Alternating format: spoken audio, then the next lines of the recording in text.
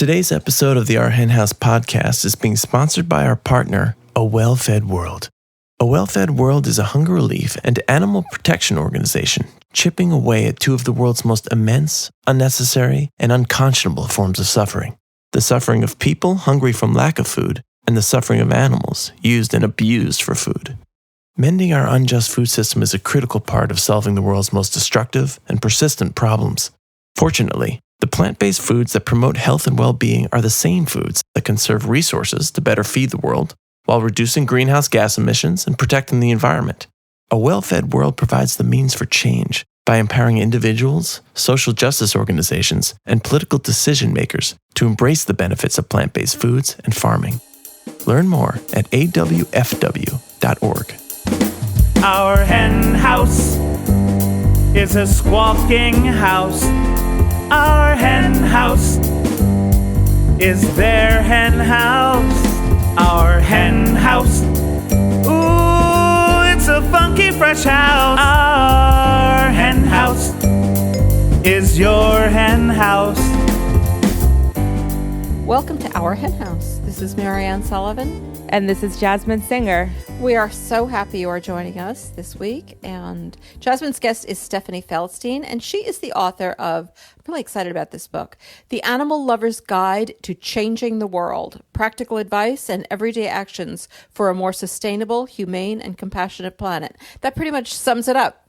It sums up like what we're trying to do at our hen house, and I'm so excited that it exists in this book form, and it's phenomenal. And Stephanie really sheds light on how everyone listening today can get involved with changing the world for animals in a way that makes sense for them. And I'm excited that like this time of kind of resistance in the air is also being implemented into animal advocacy, because I just interviewed Carol Adams and Virginia Messina. It'll air next month, and it was about their new book, Protest Kitchen, which is also similar to Stephanie's book. It's also basically making activism into bite-sized pieces that we can just take and run with. And I think that that's good, because still people come up to me all the time like, I don't know what to do. What do I do? I want to do something. How do I do this? How do I make an impact in this world? So Stephanie is going to help walk you through how to do just that.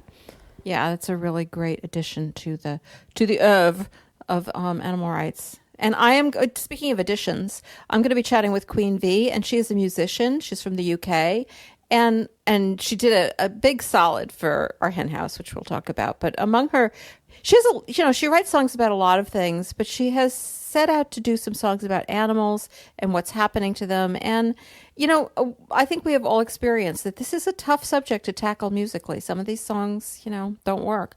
And as a result, we just don't have enough songs in this movement. I mean, music is not a sufficient part of animal rights. But anyway, she was nice enough to include two of her recordings within our interview. So there's going to be some music on today's show, and I think you're really going to enjoy listening to them.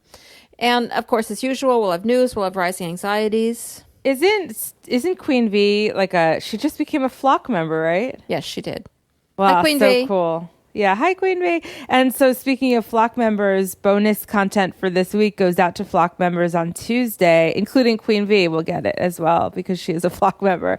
And this is an extra glimpse into Stephanie Feldstein's world. And I found this utterly charming. If you are a member of the flock, you will get an email on Tuesday, as I said, after this podcast episode goes up.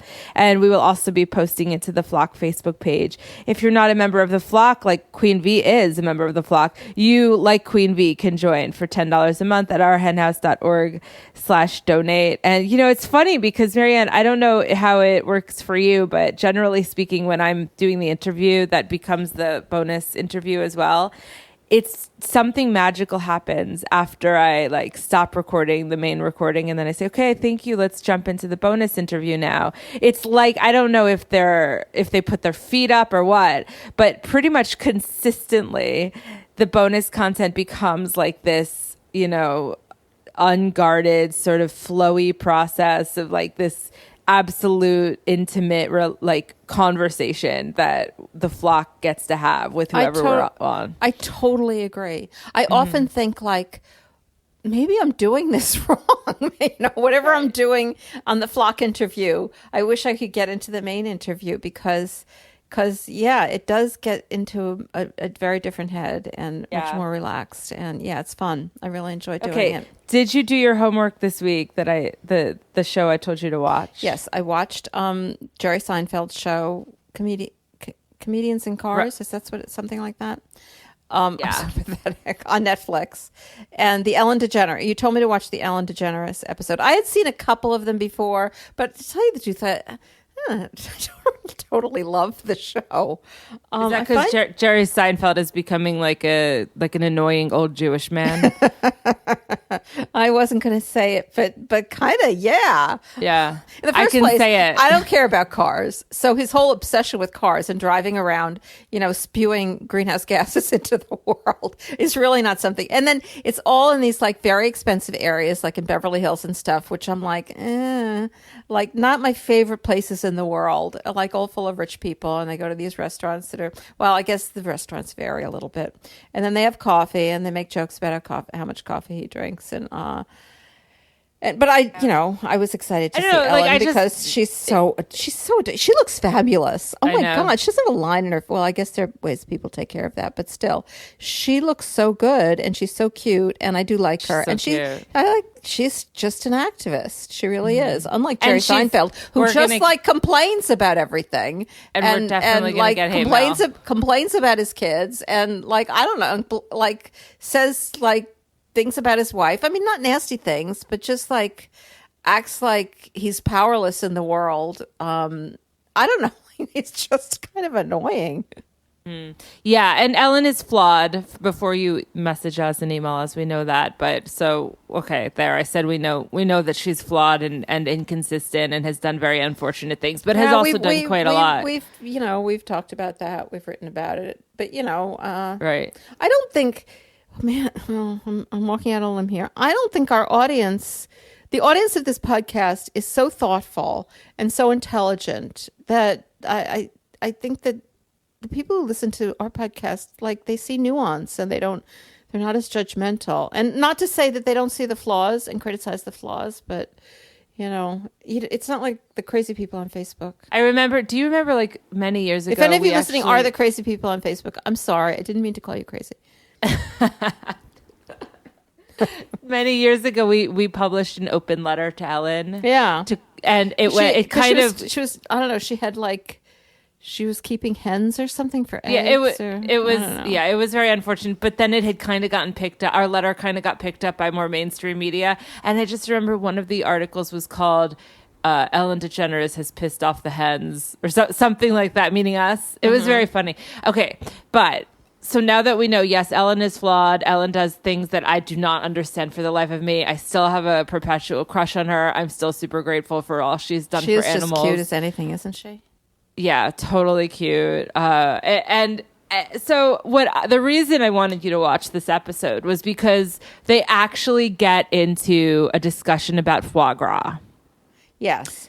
And it just, it randomly comes up. I don't even remember. Like, it just randomly comes up. He mentions it, and you can just see her. Like it was just such a familiar moment to me.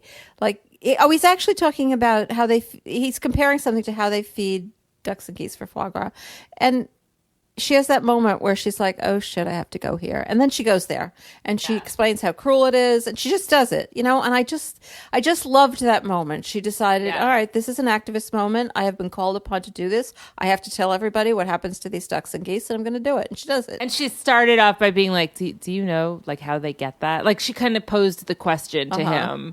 And then, I agree that Jerry is super annoying, even though I actually like random conversation things maybe a little more than you. I find it sort of interesting to get in the minds of people. I still found his complacency really frustrating. That being said, he kind of made a joke about the pate and was like, what would happen if like we named these ducks and we were like feeding the product, the pate, to the next duck, and we were like, hey, that tastes like Kathy, or something like that. I'm totally butchering it, so to speak. But I actually appreciated the unintended activism in that moment, because it felt like he was kind of someone, not something-ing that situation where like he was nodding to the fact unintentionally that they are individuals and that it would be really weird. Seriously bending over backwards to be generous. Well, and then he just didn't seem he didn't seem all that interested in anything. He really didn't. And he didn't seem all that interested in what happens to the ducks and geese. And I think that's maybe like his comment about his dogs. He mentions that he has dogs. And then Ellen's like, cutely excited, like we all are. Oh, what kind of dogs? A question which I don't love, but, still. Yeah. And he says dachshunds. And she's like, oh, they're so cute. And he's like, they're kind of stupid. Like, I'm pretty damn sure these dogs aren't stupid. Like, there's somebody maybe stupid here. Mm-hmm. Yeah. Clearly, I didn't love Jerry in this. Jerry Seinfeld in this show. Yeah, the show is cut very oddly. Like there was actually very aggressively. There was another discussion they had that was like very brief. It was like there was no context for the conversation, which I think is part of the shtick of the show, that it's just these random pieces of conversation. But this random piece of conversation was about penises. Do you remember that? Like they just started randomly talking about penises. It was so odd. I do vaguely remember it. And I was like, it was a conversation about whether. He kept like interrogating her, like, you don't like penises. Which is, sort of, I don't remember who brought it. She was kind of like, I don't care. have anything against them. Right. She's like, they're just penises. That was kind of a funny comment. It was a funny comment. Though I am wondering now that you're retelling she didn't say that. I was funnier than Ellen DeGeneres. Yeah, well. Unintentionally. I have nothing against them. Oh my God! All right, we have to stop talking about this. Can I just say one more thing? Just one more thing. But then we need to get on to the interview. All right, just one more thing.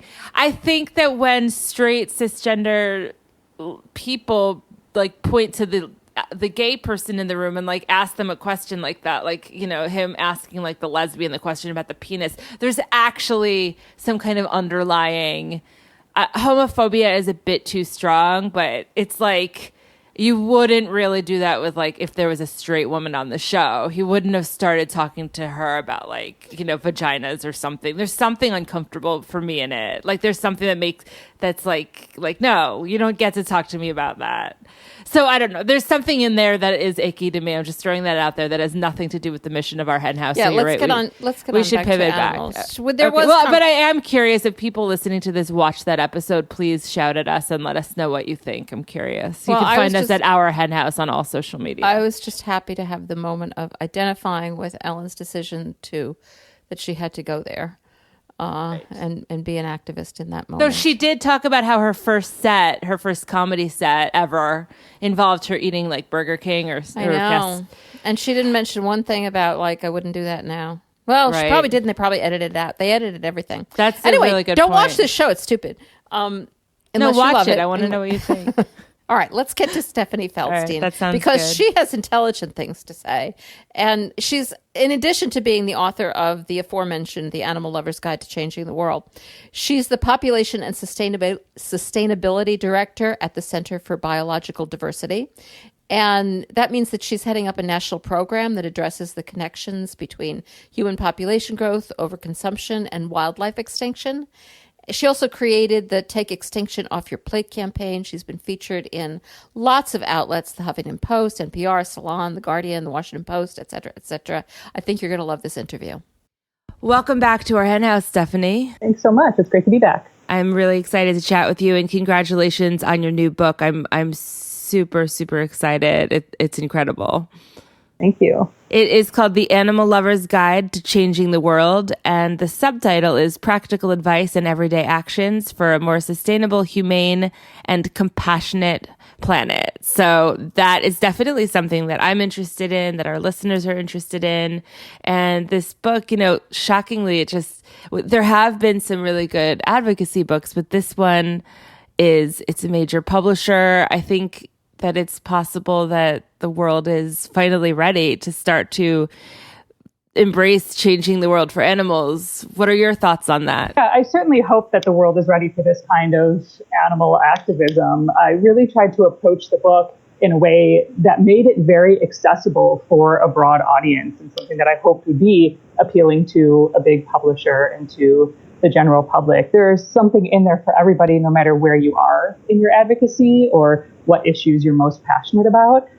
But it's really exciting to see all different sorts of people picking it up and finding things in there that they connect with. Mm. Yeah, I agree. I mean, I was flipping through it before I called you just one final time. And I appreciated that you really are appealing to everyone, not only every kind of advocate, but every type of personality type. And I think that that's, I mean, like introverts and extroverts. And, I think that that's valuable because a lot of new activists might see somebody kind of behaving in a certain way that they like with a certain type of advocacy, whether it's like more on the front lines or more protest behavior, which they would never ever do. And there are many types of activism. What is your experience with like advocates kind of being turned on or turned off to certain types of outreach? Well, I've been working in animal advocacy at one level or another for a long time. I mean, starting in college, I worked at the local animal shelter, and now I'm working at the Center for Biological Diversity. And really my whole career in between has been in animal advocacy. And one thing that I've always found really frustrating is that there are so many people who say, if I can't do this one thing, if I can't do everything, then I can't do this one thing. They may not change the way they eat because there's a certain food that they can't give up, or because, they can't handle seeing, animals in cages at the shelter. They don't do anything to support their local animal shelter. And there's this misperception that there's this kind of all or nothing attitude that people need to have to help animals. And so I really emphasize in my book that, start where you are, do whatever you can. There are actions that anybody can take, no matter your skill, no matter your expertise, no matter what's available to you in your community or how much time you have, that there are actions you can take, and that starting with whatever you can helps along the way. Right. It's gentle but pressing, which I think is a good balance. And what would you say that, I would imagine a lot of people listening to this are doing so in their car on their commute. And, our hen house is for a lot of people a big part of their community. And I can understand that because it's a huge part of my community. A lot of people don't work in animal rights like we do, but they want to be able to change the world for animals somehow. And yet they get home, they have to make dinner for their family. They have the regular chores of their lives. Where does that person start? That person starts with whatever is most accessible to them at the moment. And, for some people, it might be realizing that maybe they can change the way that they commute, or maybe it's ditching single-use plastic, or starting to find the things in the book, maybe starting with the small actions and seeing what fits into their day and building from there, and recognizing that maybe it's not as overwhelming as they may have thought it was. But I also think that for a lot of people, finding community can be an important way to start, is finding people who are just as passionate as you are about animals and about the particular issues you care about can be a great way to get the support you need to start taking action. Do you feel like this book has an audience in anybody, or is it people who've already somewhat awakened to the plight of animals?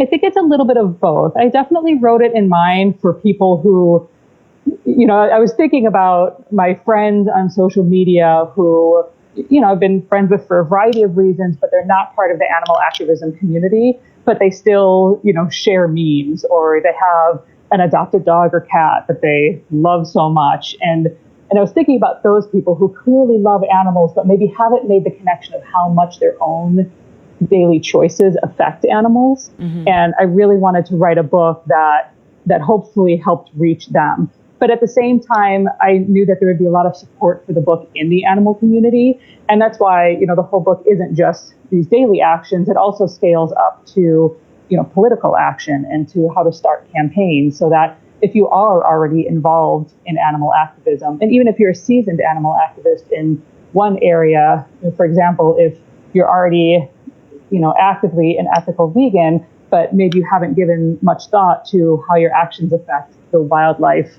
around you, that this book also provides an opportunity to kind of cross-pollinate between different issues you might not have thought about before. I know that you work in animal rights, as you mentioned, and in environmental sustainability. Can you just talk a little bit about what the process of researching and writing this book was like for you? Yeah, a lot of this book came from research and knowledge that I had gathered over the years, particularly because when I was working at Change.org several years ago, I worked really across all animal issues. And like I mentioned earlier, my focused animal work has been everything from animal sheltering to wildlife conservation. So a lot of it was really, pulling from experience and kind of filling in some of the research where needed. And really a lot of inspiration from people I had worked with in campaigns that I had worked on over the years, as well as the campaigns that I see my incredible colleagues doing in other organizations as well. I appreciate that each chapter ends with an action alert with 3 things you can do today, and then a little call out with the animals you'll help save. So, for example, you can learn about your local wildlife to help better meet your wild neighbors' needs, ditch the pesticides and switch to natural lawn and garden care. So you're stepping it up a little bit. And then tell your local nursery to stop selling plants and other garden products with, I can't say it, neonicotinoids. Sorry for butchering that. Neonicotinoids. Okay, thank you. It's early. It's early. Plant your own butterfly garden using organic native plants to attract pollinators. I just really appreciate that you kind of started with the low-lying, like learn, and then ditch. So it was action item, and then it was tell, which is like kind of involve others. So I think that's something that will call to a lot of people. It's almost like when you're like in the past when the one thing I thought of is when I've ordered like a juice cleanse and it had like the super easy one with like barely any green juices. And then in the middle, it was like a few green juices. And then the last one was, you're going to hate this juice fast, but you got to clean anyway.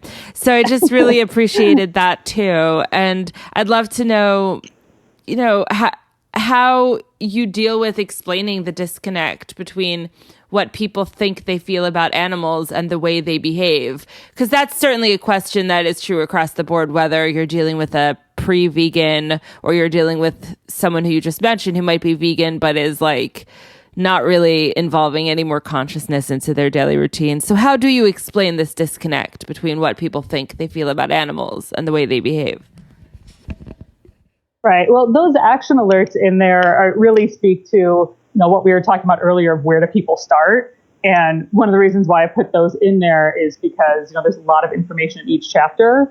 And I wanted to give people really digestible, like, start here. If you've come out of this chapter reading all these things, wondering which one you start with, here's where you start. But to the question of the disconnect, I think it's really difficult. And it's something that's really entrenched in our cultures. The way that we talk about animals, which I write about in the book, the way that our society has separated them so much. I mean, like as vegans, I think we're all very familiar, particularly when it comes to animal products, that, people go to the grocery store and they just see meat and it's labeled things, many of them that disconnect it from the animal, and people just don't actually think about what it is. But that's true in so many areas of our lives. We're just so far removed from the animals around us. And one of the ways that I hope to kind of defray that a little bit in the book is that at the start of each chapter, there's kind of a little vignette about a different species. And it's the idea with those is to show that all animals have these quirks and personalities and face different kinds of challenges. And I wanted to put that in there to help show the different personalities of the animal world, to help people connect on the same level that they might connect with their dog or their cat with other animals like octopuses and pigs. Mm-hmm. Well, and it's a great way of going about communicating the message, I think, because I think that so often people claim that caring about animals is somehow, I don't know, the opposite of caring about humans, that you have to choose. And you're kind of breaking that down a little bit and saying, no, not so much. But how do you respond to that when people feel like animals means that you don't care about people? Yeah, we all, I think, face those questions a lot. And, it's absolutely a false choice. I mean, compassion isn't limited in that way. And I think that also compassion is it's kind of an art and a skill. And the more we use it, the better we get at it. So when we're compassionate to animals, it helps us be more compassionate to the people around us as well, even if we don't happen to also be active in human rights causes as well. But the other thing is that, I talk about quite a bit in the book, is that it's really difficult to disconnect how helping animals also helps people and vice versa. Just like, our lives are so intertwined with animals that almost everything we do has an impact on an animal in one way or another. That goes to the positive things that we do as well. From fighting cruelty to creating a more sustainable world, all of these things that help animals also help humans. Mm. Yeah, it's true. It's funny that still comes up so often. Like, yeah, I remember that when I first became an activist, an animal activist, I just remember at like every single protest I did, that was like the main comment, like, what about people? They're suffering too. It's just funny the way people stop their thought process. Well, I'd love to know, if you think that being vegan is an action item. Is it like a form of advocacy, do you think? Or do you feel like it's just kind of a moral baseline from which you can build your activism? I think it's absolutely a form of advocacy because, the only issue in the book that has 2 fully dedicated chapters is the way that we eat, because our food system has such a massive impact on animals, not just the farmed animals, but also wildlife, and hugely impacted by agriculture, and particularly animal agriculture. And, so I dedicate a lot of space to that in the book because what we choose to eat is so important and one of the biggest actions that we can take for animals. And so I think that, I think that I'm guessing a lot of listeners are ethical vegans for the animals, but whether you're a vegan for animals, for the environment, or for health, the end result is the same, that, in terms of the impact on animals and in terms of taking a major step to really align your values and your love for animals with the choices that you're making in your life. And, I think that alignment is really that first step toward helping us think, okay, the choices that I make matter to me, and I can also do more to help make them matter in the larger world and to also help, be an inspiration and influence others to rethink the way that their choices might influence animals. Is this what you thought you'd be doing with your life when you were growing up, being an advocate for animals? Absolutely. I mean, I think when I was little, I didn't necessarily know what that looked like. It was a long time ago. There weren't as many readily available undercover videos online and that sort of thing. So when I was really young, I didn't necessarily know. But, as I talk about in the book, I was probably about 5 when it first occurred to me, like, where the fur and fur coats came from. And from that moment on, I became very vocal about it. I mean, it was, like the 80s and a lot of people were still wearing fur. And, and I became very vocal about it to everybody around me. And I think that probably from that moment on, it became clear to everybody that this is where I was headed. I mean, I have friends when the book came out who I haven't really talked to from grade school, and they were immediately like, yes, this makes so much sense. I remember in first grade, this is where you were headed. Yeah, I remember the little rabbit's foot and not even thinking about it. It's just so sad to me that these things are just handed to us as little kids, and and that's when the cognitive dissonance starts, and that's when we're like, oh, okay, I love rabbits, so of course I love that. And flash forward, you're the population and sustainability director at the Center for Biological Diversity, which you mentioned, and you were on our henhouse a couple of years ago discussing this a little more, but I'd love to know for our listeners who haven't heard that yet, what is your work? What does it consist of at the Center for Biological Diversity?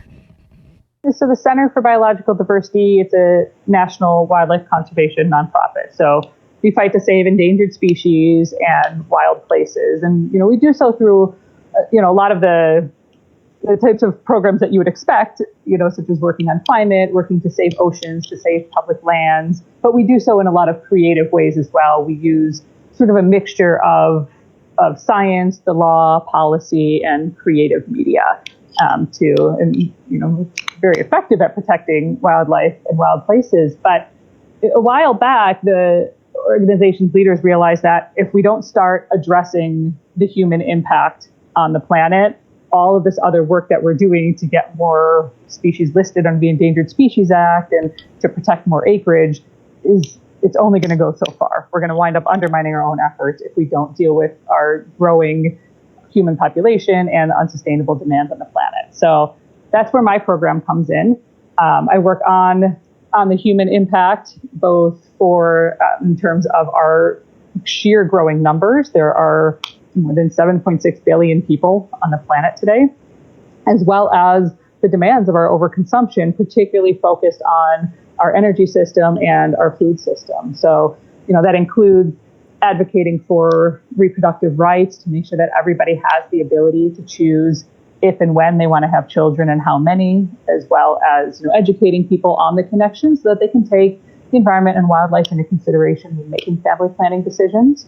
And then our Take Extinction Off Your Plate campaign advocates for people to, again, recognize that link between animal agriculture and wildlife, and to reduce meat and dairy consumption as an important way of reducing their environmental footprint.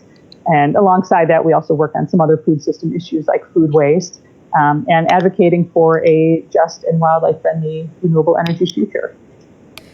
It's great to me that you're doing this work that isn't solely focused on farmed animal issues, but is kind of coming from the same bottom line. And I guess I'm wondering if you have any just general feelings regarding the kind of divide between quote unquote environmentalists and animal rights activists, because I know a lot of times there's not much of an overlap. There are a lot of meat eating environmentalists, and I'm basing this on just my personal experience with the environmental world and how shut down a lot of it has been in the past to the connections, as you're talking about.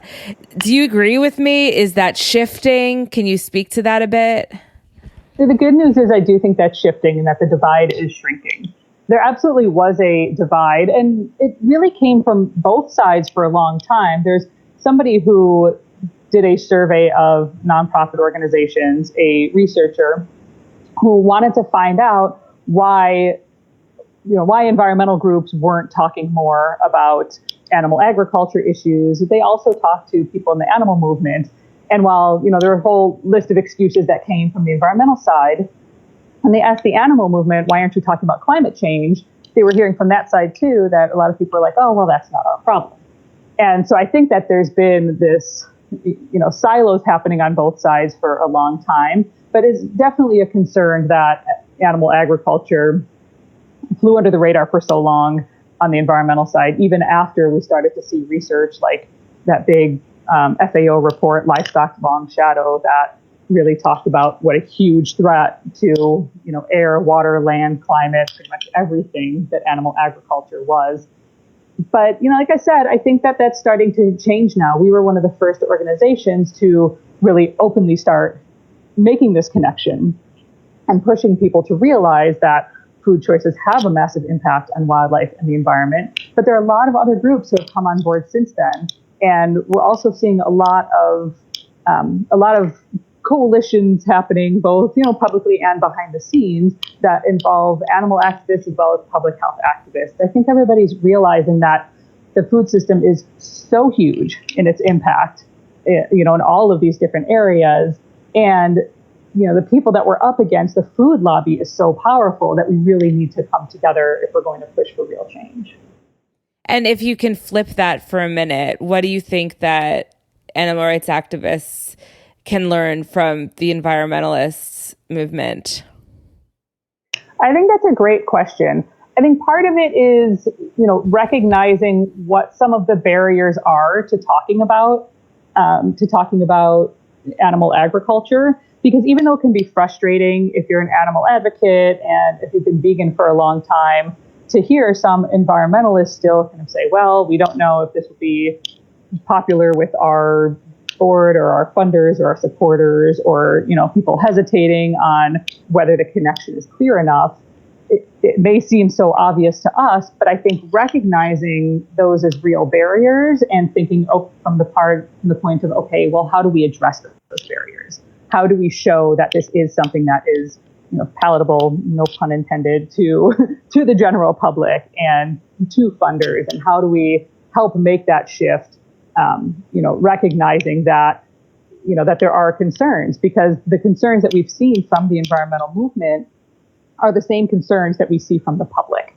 And so I think watching how the environmental movement is navigating that, I think can be really informative in how do we reach people that we haven't already reached in the general public. I just looked at this other action alert and I love this one. So it's at the end of one of your chapters and it says 3 things you can do today. Number 1, dress compassionately. Avoid purchasing clothes made from animals and when possible, buy secondhand. Number 2, dress loudly. Let companies and your friends know which designers and stores you support, which you don't, and why. Number 3, dress slowly. Don't give in to fast fashion. Embrace the trend of smaller wardrobes, classic pieces, and trading clothes with friends. I love that one because it's kind of, I think that in 3 short steps, you just encapsulated what a lot of us feel is our trajectory when it comes to our vegan consciousness. I think that is how we go. The first thing is we start to get the animal products out of our wardrobe and then we talk about it. And a lot of people I know, obviously, including me, then bring in the fast fashion aspect of it. So I really appreciated that. And I'm curious who Juno is. That's who you dedicated the book to. Juno was my first rescue dog. And when I was in college and working at the animal shelter, she was this beautiful but terrified shepherd mix that came in one night. And I was working there at the time, and, we just kind of put her in the kennel to chill out overnight. And the next morning, I came in to take her out to see if I could help calm her down a bit. And she just kind of left in my arms, which was very weird for her because after that, too, she didn't really want to be touched. She had clearly been mistreated, but she followed me around. From that point on, she was clearly like, I have adopted you. And, so we were connected from that moment. She wouldn't let anybody else near her yet, but she followed me around. And from the beginning, she listened to me. She was one of those dogs who you could talk to normally and she seemed to know what you were saying. Mm-hmm. And from the beginning, it was like we had spent years together training. Like she just knew what I wanted and, would immediately listen. And she was amazing. And she helped me with so many other foster animals. She helped socialize foster kittens when I had them and train foster dogs. And she was just an amazing companion. That is so great. I think we all have a story like that. And I appreciate that you do bring in like people's love for companion animals and how just you kind of unpack that a bit for your readers and the cognitive dissonance, as I was talking about before, but also the ways that we can feel inspired and empowered by those connections that we've had with our companion animals. So I really appreciate that very much.